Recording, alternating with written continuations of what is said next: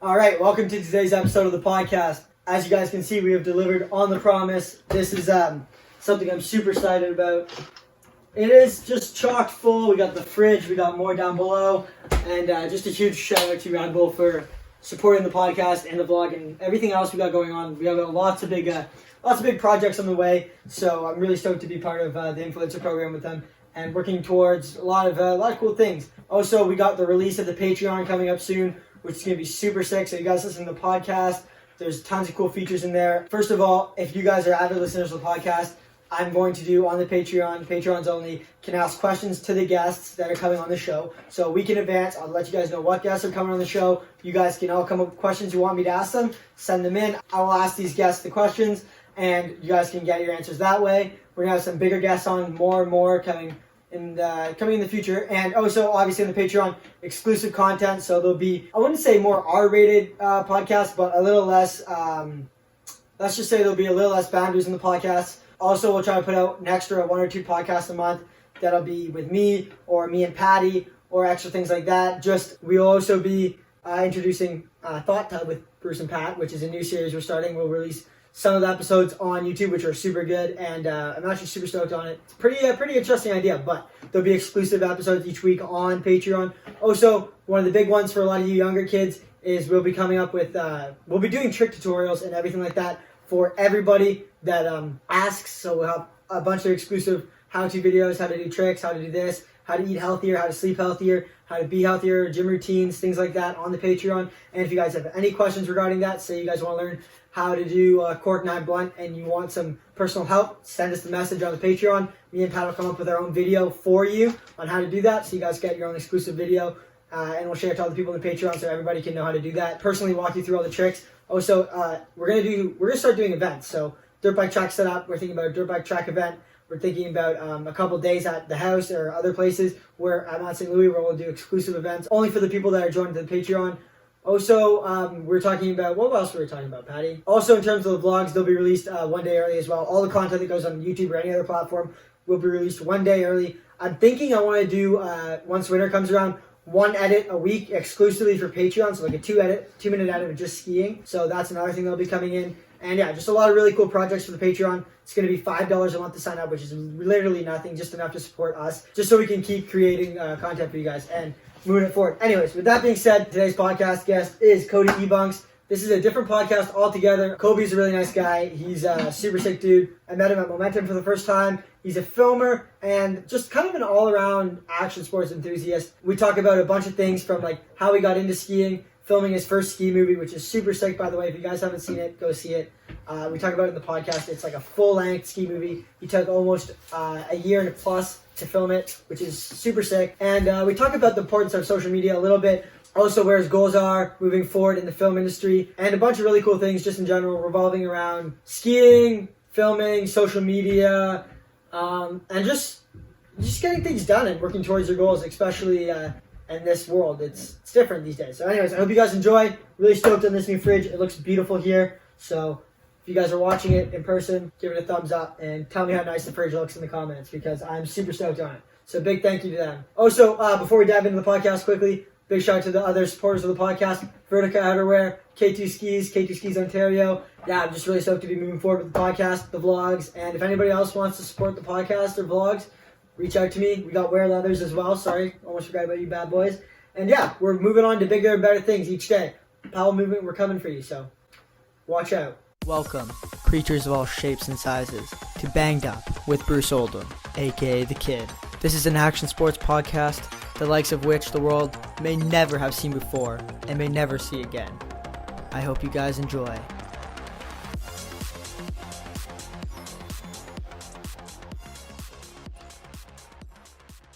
There you go. Yo, what's up, dude? Man. How's it going? Not much. Pretty good. How about yourself? Living the life. Staying busy. Definitely staying busy. You? Same. Very busy, yeah?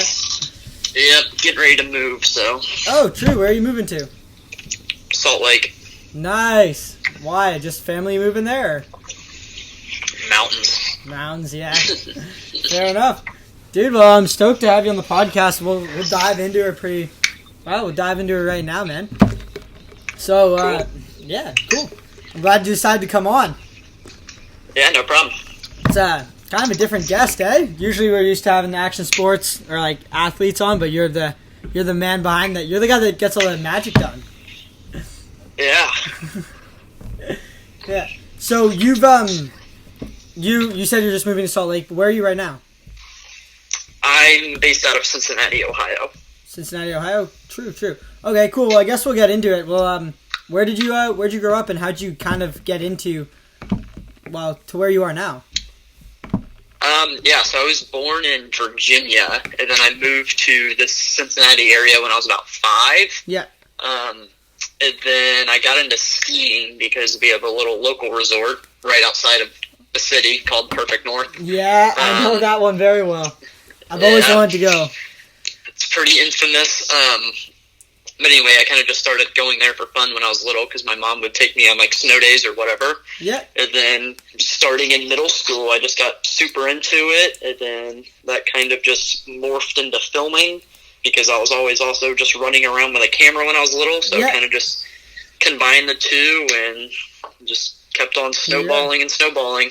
Cool. So that kind of leads to a couple of my questions. So you, I was gonna ask you how did you get? Because you do more like filming. I don't know what you do, but behind like what I've seen. But from what I've seen, you do mostly like skiing and other kind of stuff like actions or other kind of sports stuff like that.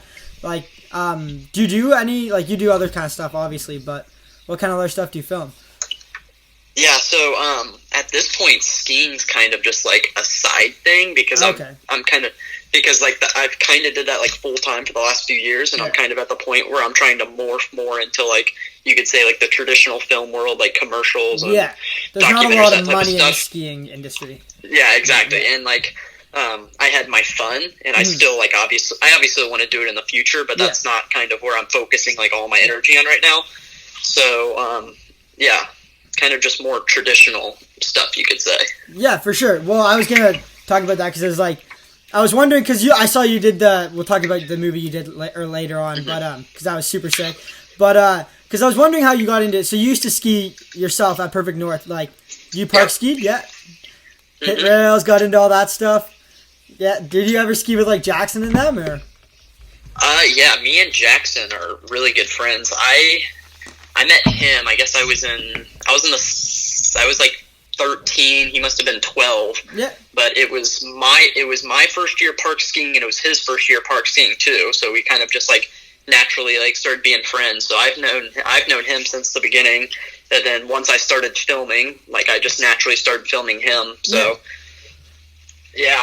That's super sick. So how you said you kind of just got into filming, like filming kind of came with it. But was it like something that like you got into just because you wanted to like film like yourself and your friends skiing or like yourself and your friends doing things, or was it kind of something that you always thought was like maybe a career or something you found interesting?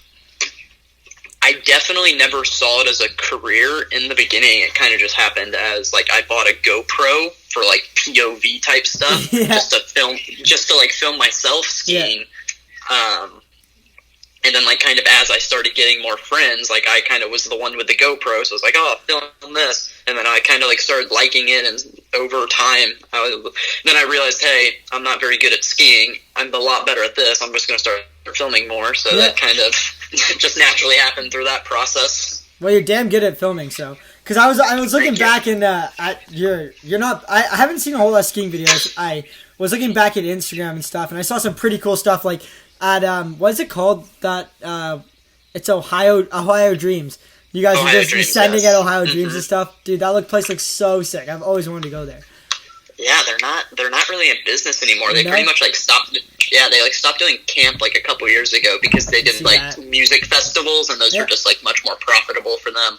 But yeah, that was a fun time. Were you always a kid that was like kind of trying to do like flips and backflips and stuff, or like running around and like trying to do like harder tricks and stuff like that? As a kid, like? Yeah, I was very hard on myself for like that like 2-year period where I was like actually like trying to take skiing seriously. Like I remember at Ohio Dreams, I think it was like the first year I was there. Yeah. Like my goal for the week was like to dub back the water ramp, and I was like 12 years old. That's insane. Like the water ramp there is like super sus because like it's in snow, but there's like a small one that is snowflakes, and then the larger one's in snow, and the big one it's like 10 feet higher than the small one, and there's that initial portion is like literally a 45-degree angle, and then there's a hard transition to like 30 degrees, like there's no tranny, it's just a hard cut angle, and then the tranny off the jump is just like so aggressive, so you can't straight air it, and you have to like flip it or something. So I was just like stressed out about hitting the damn ramp, and I hadn't done it. I hadn't hit it. And then the night before the last night there, I remember I was like sitting in bed and I was like stressing out. Like, if I'm not going to double backflip, I'm not going to be a pro skier. Like just being like ridiculously hard on myself. So then the next day I did it and never hit it again. You did the double backflip? Yeah. How'd it go? Two or three of them. They went pretty good. Nice. But, yeah. That's sick. Never hit that jump again. I don't blame you, because those water ramps, they're like fully set up for the aerialist skiers, right? So they got the full version. No, it wasn't like that. No, they're not. No, they're not set up for aerialist, but it is like a super hard training, almost like an aerial jump. Okay, but because definitely still sketch. Every water ramp I've hit, like, because I used to hit water ramps too back in the day, because I was kind of like before progression airbags came in, was like there was a big air jump which was kind of small that you could maybe double if you like a double backflip if you really tried, and then the rest were just like aerial jumps, so like a single, a double, and a triple, and like the double and the triple with the kick all the way up, you like stand straight and you just hope to God that like you have a tight core, you just don't break on the transition and just eat it. That's funny because I had a friend of mine the year after that. He actually slipped out on the takeoff and he like hit his head and like foaming from the mouth. Like I have a video of it, but they made me delete it. But there's somebody else filmed it and like went on Jerry of the Day and all that stuff. But like it was gnarly. That's super gnarly because I've seen a couple of videos on YouTube, just kind of like being me. It's kind of stuff I look for on YouTube, anyways. Of just Ohio Dreams and people just sending it, and I've seen some people get clapped there, like off that big jump, like these just like huge belly flops and stuff. It looks like, I was like watching the videos, I'm like, I don't know how these guys are like in business. Their insurance must be huge. Yeah, because they have the slip and slide thing too. Yeah, that's what I was talking about, the slip and slide. Yeah, that's fun. That's like super fun. Yeah, it looks so gnarly. Well, I kind of thought that was the case when you were like getting, because like judging off, like I personally haven't met you like I've only met you in person like once or twice, and that was at Momentum last year. But like just like I've seen obviously your stuff and everything you've done, and you just seem like one of those guys that like once you start something, you're pretty damn committed and you're gonna get it done. So I kind of figured like as a kid, like you would have been growing up like, okay, I'm gonna be a skier, and you would have just been like just going after it and stuff. So that's cool. Yeah, that's super sick. I guess we'll talk kind of about that then. So you were doing some filming before Momentum last year. Obviously, you were pretty into it by that point. Yeah, and then so tell me about it was a Momentum like filmer contest, right? So yeah, so they were looking for an intern for the summer, like a film intern, and they posted something about it on Instagram, and like I'm kind of at the point where I like don't even check Instagram anymore. I'm kind of over it because I just feel like it's all the same thing. So I didn't even see it, but I had I had a friend of mine tag me in it. Oh, really? So I was like, okay, I was like, okay, this is interesting. So I like made a little quick video for it, and I won. So I spent 5 weeks there filming and stuff all summer. So pretty sick. Yeah, no, that was super sick. So I got a couple questions with that. So they just like reached back out and they're like, yeah, you can come film. Were you getting paid at all? Or were they just covering your food and rent, like where you stay? Just expenses. Nice, but that was sick. Like was that a pretty cool opportunity? And you got to meet like that was super cool, especially just getting to meet everybody. Yeah, for you because you're you like skiing. Yeah, and it was content for my movie. Yeah, so I was gonna ask you that too. Were you filming your movie before this happened? Yes, I was filming that the entire season beforehand, and then that happened. I was like, okay, well, here's another 5 weeks of filming. Yeah, because I was like wondering about that because I was looking at the movie because you released it after, but you said you had because I kind of looked at it and you said you put in a year, almost a year of work, or if not a year of work, into the movie easily. And I was wondering if you had started like just then and like, but you had to do a lot of filming or editing as well.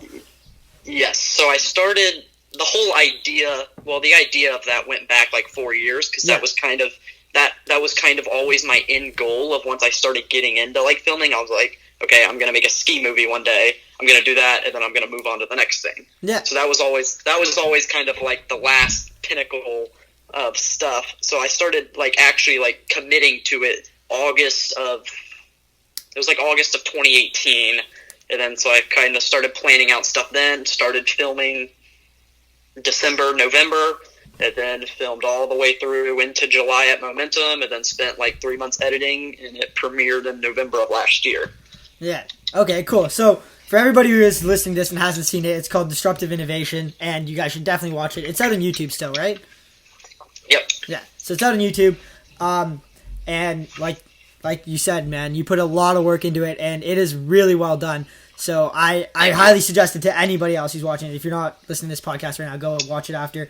It's voiced over. Who did the voiceover?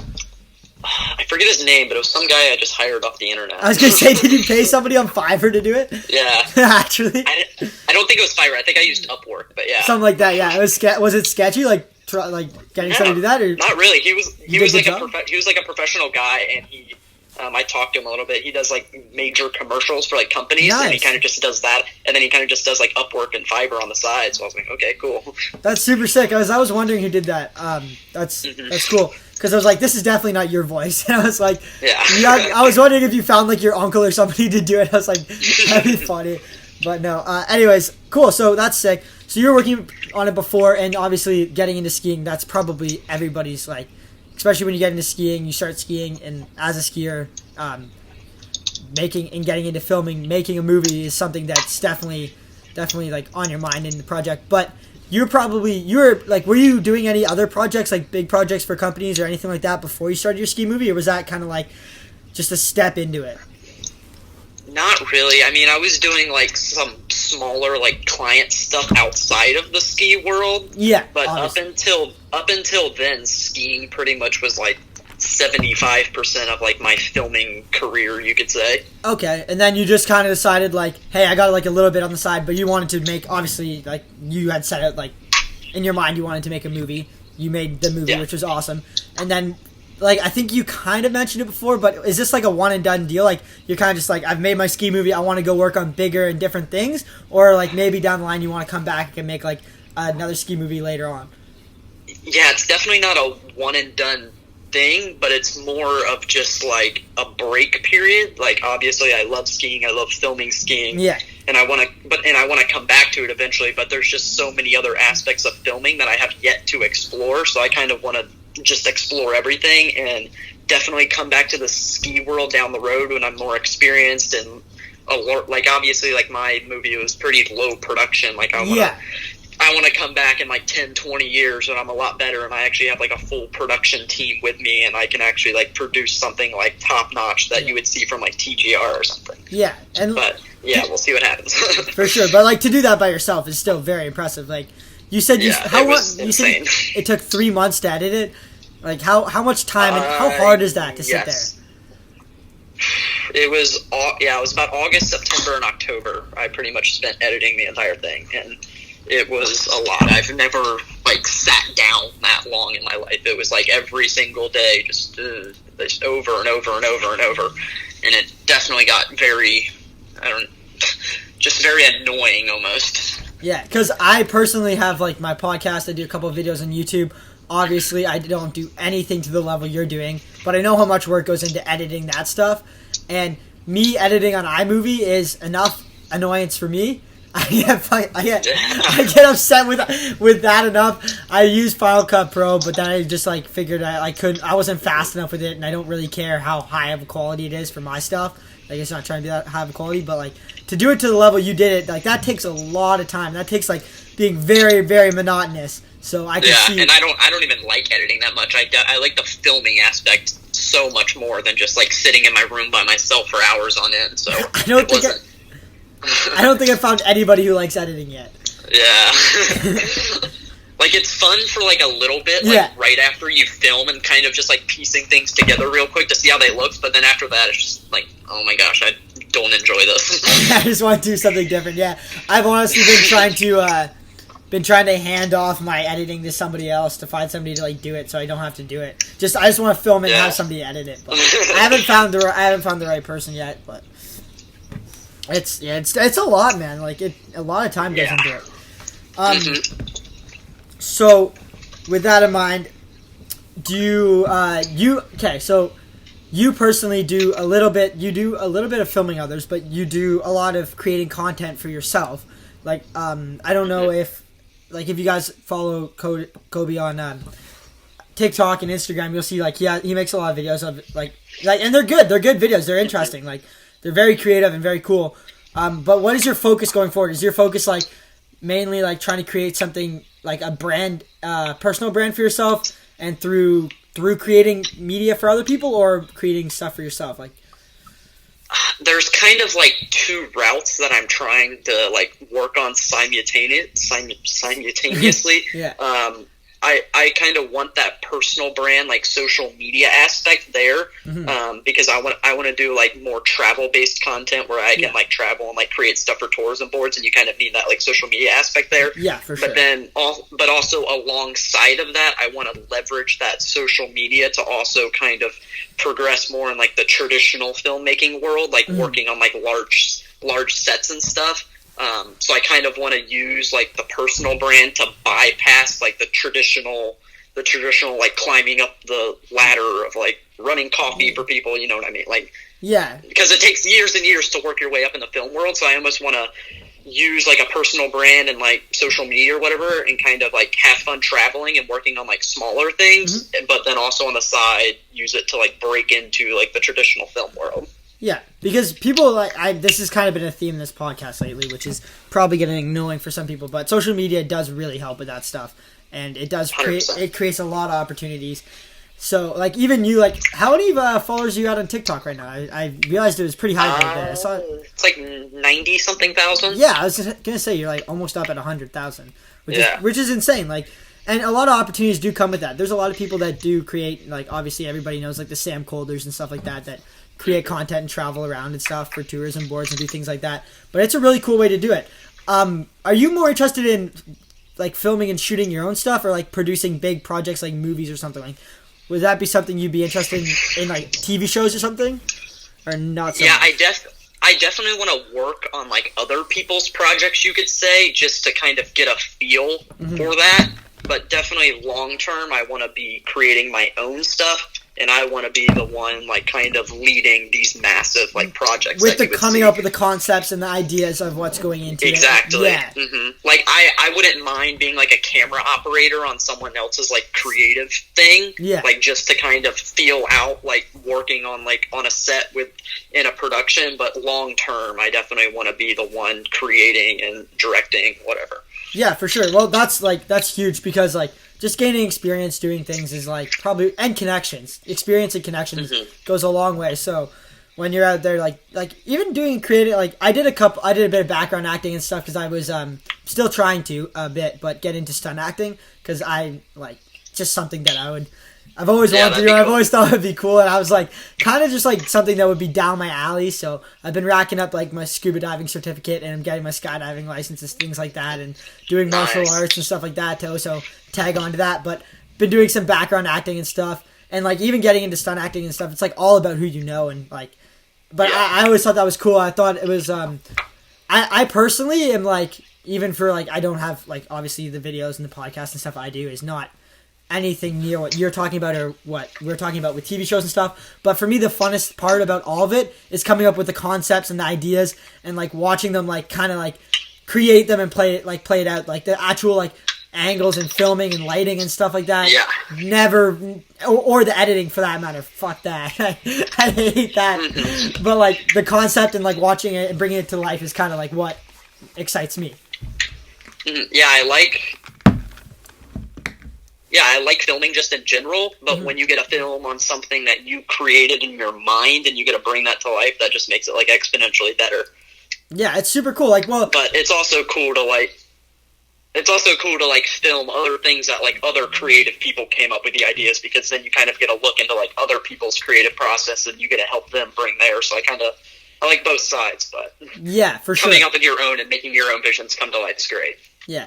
I personally haven't had a lot of opportunity to work on like other people's creative ideas because obviously I'm not really in that aspect of things. Like maybe through like skiing and stuff, people like say like, why don't you try to do this, or you watch other people like do tricks and stuff like that. It's kind of similar because you like use their creative ideas of how to do it and kind of like try to execute it based off that. But it's not the exact same as what we're talking about. I forgot where I was going with this, but yeah, that's really cool, man. And I know you have a lot of things on the go right now. So, do you have any projects you'd like to talk about, or anything that's interesting? Not really. I mean, I'm really not working on a whole lot right now. Like, I'm doing like a few like boring client stuff just to like make money. Yeah. But other than that, like super creative things, not really. I mean, I want to, like I said, I want to start like doing more stuff on like TikTok, Instagram, whatever. But I'm kind of just trying to wait a couple more weeks until I get moved, and then I'll probably start diving back into making stuff. And you do have to worry about money. Like, money is something that you do have to, like, it makes the world go round, fortunately. Yep. And if you can make some of it and still be doing some kind of stuff you like, that's cool. But, I remember what we were talking about. We were talking about the creative side and bringing your own concepts to life. So you've done, like, a bunch of cool things, like, even on TikTok with your own concepts, like, I'm sure I'll put some of the links in the show notes, but you have, like, the one where you, when coronavirus hit, I saw that video of you went out to the island and stuff, but, like, just thinking of that island and I'm thinking about going out to that concept and actually going through with it and doing it. And then the one, what did you do? Did you drive across, I forget. You went on a road trip or something big. Oh yeah, that was like one of my more recent ones. I went on a road trip back in June, so I kind of just made like a quick little video about that. But like to actually like do those execute those like plans and stuff it's cool, man. Like it takes a lot. Yeah. People don't realize how much effort it takes to go into some of those videos. Like, and the worst thing on TikTok, I know you've experienced this because I've seen you post a couple and delete them until they go back up. I see it. I started to do the same thing. I cleaned up my TikTok page so it looks like a little better because like it is frustrating, man. You'll spend hours on one video and it'll get like 10,000 views, 1,000 views, and then like the video that took you 2 seconds to make with a random song gets hundred thousands of views. You're like, oh my god. I do a lot of reposting and people are starting to catch on now because now that I actually have like followers. Like in earlier days, it didn't really matter because only like 10 people saw it, but now people start to see it. But it's effective sometimes. Like I've taken one. I think there was one I posted like 10 times until it finally hit right. But I don't like repost the same video. I'll like post it and then I'll look at something. I'm like, okay, I make a slight tweak, and on that one that I posted 10 times, the one thing I changed right before I posted the last one is I literally trimmed half a second off one of the clips, and then it blew half a second, and then it blew up. It's so ridiculous because I've seen that. Like even with that one we were talking about where you went to the island, like that video, like I saw you posted like maybe once or twice, and it did all right. But I'm like, this video is good enough. It's like, and I know how much you see these videos, and you know how much work got put into them, and you're like, this deserves to be viral, and it doesn't. Yeah, that did not live up to my expectations. Yeah, it's just so frustrating, man. For me on TikTok, I literally gave up for like a solid like month and just posted a random video I found in my camera roll like of me skiing, like with no effort and just a song, and still like 30% of them would blow up. I'm like, oh my god, this is like it's so dumb. And it's a lot more frustrating for me because a lot of my TikToks are more like planned out, like things that actually like take some effort. Yeah. Because they're like 60-second things that I gotta film a bunch of super short clips and then narrate it. So those are just so much more frustrating. Well, that's why I understood why you reposted, because I'm like, dude, I know exactly how much effort went into this. Like, this is not easy, and if I made this and it did not go viral or did not do well or like even close to as well as it should have done, I would have been so bummed. Yeah. And I want to start doing more like professional stuff on TikTok, like film, like instead of just running around with my phone. Like I kind of want to start doing almost like mini movies on TikTok that are like actually like well shot. But I don't want to put that much effort into it until I have like consistent results. But that's definitely like kind of what I want to eventually transition to is more like like miniature movies. I think that's a really cool concept. I used to do that too. Not movies. I used to make like almost daily little vlogs on TikTok, like quick 60-second vlogs of just like a day or something like that. And it was really good content. It was cool. It was creative, and it was fun to do. And everybody that actually saw them, that followed me on TikTok, really liked them. But there was the problem of it, just like it's not consistent. Like it's not consistent whatsoever. It's like it's so nice because like you can get something to blow up so easily, but once you get the followers, like it's the engagement just like on a regular post. Like I have like 90,000 followers, and if something doesn't like end up on the For You page, it gets like 5,000 views. Yeah, it's like that. So there's like upside, but then there's also that downsides of like you don't have like consistent engagement like you would on Instagram. Yeah, I'm the same, man. I think I have 22 now, and like some of my videos I'll post. One video I uploaded was a Snapchat my mom took of me falling off a rail early, and it got like 400,000 views. And then a video of me video of me doing like 3 super high tricks on my backyard rail, filmed nicely, edited well, got like 1,000 views. I'm like, this is stupid. Yeah, that's one thing I've noticed about the ski content on there is like you can't just post like a super sick trick because nobody knows what that is. No, the most popular video I had to date was just me spitting out blood from when I crashed, and it did well. I was like, oh, okay. But yeah, it's very interesting. It's crazy how like the engagement varies on different platforms. So Instagram is so hard for personally to grow on. Right, for me, I have such a hard time growing on it right now. Yeah, it's a nightmare. There's like no SEO. There's nothing else. There's like very little new new engagement and stuff like that. It's like, yeah. So that's why I've kind of been trying to convert it over from my TikTok. Yeah, but I'm trying to stay somewhat on the times, but it is very hard to even convert over from TikTok to like any other platform is hard. So, do you have any desire to create like your own, let's say, YouTube channel and like create content for yourself, or are you like we kind of talked about this, but like, are you like, is like really your end goal creating projects, like bigger projects for other people, and like, or your own bigger projects but not with you in them? Like I said, the end goals kind of have like a good mix, because like you have these like influencer videographers who you could say, who they just run around with their DSLRs and film like travel videos, and like they have that social media following. And then on the other side of it, you have these big Hollywood bigwigs who like film movies and TV shows and big commercials and stuff, and they have like no personal brand. And I kind of want to try to merge those, so like kind of have the social following to go out and just like create content by myself and be able to make money doing that. But then also I want to be able to shift and go work on like larger projects, because I get very bored of doing the same things, and I just want to be able to shift back and forth all the time. Yeah, that makes sense. That makes a lot of sense to me. I'm personally the same. I like to shift. I get super bored of one. Like, not super bored, but I just have everything interest me, so I want to like get my hand in this cookie jar, and then I have like no hands left and like 25 cookie jars, and I'm like, shit. I basically just want to do everything. Yeah, it's if so it involves hard. the camera, I want to do it. Yeah, that's cool. At least you've narrowed it down to a camera, man. I've got skiing, MMA, property maintenance company, podcast. So many things, just that's what I'm trying to like. I'm starting to get people to like help me out and delegate things to other people to like take a little bit off, so I can like do everything a little more efficiently. But I'm definitely not there yet.